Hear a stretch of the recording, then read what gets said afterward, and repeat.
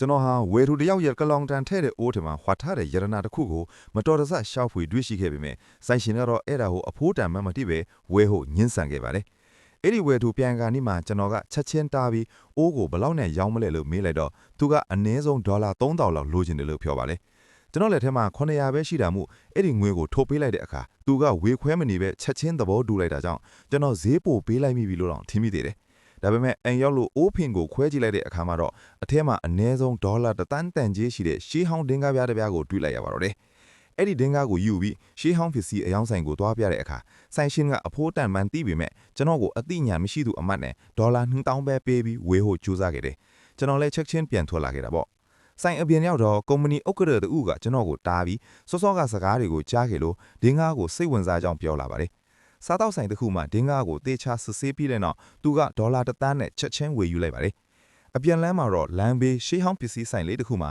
တော်တော်လေးပျက်စီးနေတဲ့တစိမ့်တုံးတစ်ခုကိုတွေ့မိပြန်တယ်။အဲ့ဒါကိုပြန်ပြုပြင်နိုင်ရင်တန်ဖိုးဖြတ်လို့မရမှန်းသိတာကြောင့်ဆိုင်ရှင်ကိုဈေးမေးလိုက်တဲ့အခါဆိုင်ရှင်ကကျွန်တော်ကိုလူအမှတ်နဲ့$9000တန်တယ်ဆိုပြီးလိန်ညာကြွားဝပါတော့။ကျွန်တော်ကတော့ပြုံးပြီးပတ်စံအိတ်ထဲမှာ120ပဲရှိတာမို့မနေ့ပြန်စားဖို့20ချမ်းပြီး100နဲ့ရမလားလို့မေးလိုက်တဲ့အခါဆိုင်ရှင်ကဝမ်းသာအားရနဲ့100ကိုဆွဲယူပြီးတစိမ့်တုံးကိုပေးလိုက်တယ်။နောက်ပိုင်းမှာအဲ့ဒီတစိမ့်တုံးကိုဥက္ကဋ္ဌကြီးစီသွားပြတဲ့အခါသူကသဘောကျလွန်လို့$2တန်းနဲ့ထပ်မှန်ဝယ်ယူခဲ့ပြန်တယ်။လက်ထဲမှာ$2တန်းရလာတာနဲ့ကျွန်တော်ရီဗာကိုကြောက်စင်းရိုင်နယ်မြေကိုခေါ်သွားခဲ့ရမှာချမ်းသာတဲ့တထေးသားတစ်ယောက်နဲ့စုံမိပါတယ်။သူကကျွန်တော်ရီစားကိုမြင်ပြီးကျွန်တော်ကိုစင်းရဲသားဆိုပြီးမောက်မာစွာလောင်ပြောင်တော့တာပဲ။ကျွန်တော်ကဘာမှပြန်မပြောပေမဲ့ကျွန်တော်ရီးသားကကျွန်တော်ဘက်ကနေကောက်ကြဲဖြိုးဆိုပြီးသူ့ကိုတောင်းပန်ခိုင်းလိုက်တဲ့အခါတထေးသားကအရှက်ရောက်သွားပါတယ်ကျွန်တော်ကိုလောင်းကြီးထပ်ပြီးစိန်ခေါ်ပါတော့တယ်ကျွန်တော်တို့နှစ်ယောက်ကြောက်စင်းရိုင်တသုံးစီရွေးကြမယ်ရှုံးတဲ့သူကဒူးထောက်တောင်းပန်ရမယ်အပြင်$1တန်းပေးရမယ်ဆိုတဲ့လောင်းကြီးပေါ့တထေးသားရွေးလိုက်တဲ့ကြောက်တုံးကိုအရင်ခွဲကြည့်လိုက်တဲ့အခါမှာ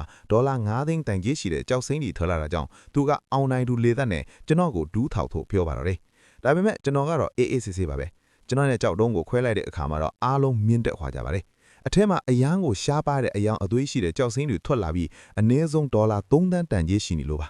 တထေးစားမှာ$ထွက်သွားပေမဲ့သူ့မိသားစုရဲ့ဂုံတိတ်ခါကိုငဲ့ပြီးလောင်းကြီးအတိုင်း$တန်းပေးခဲ့ရပါတယ်ဒီလိုပဲကျွန်တော်ဟာတနေ့တည်းမှာပင်စုစုပေါင်း$9တန်းအထိရှာဖွေနေ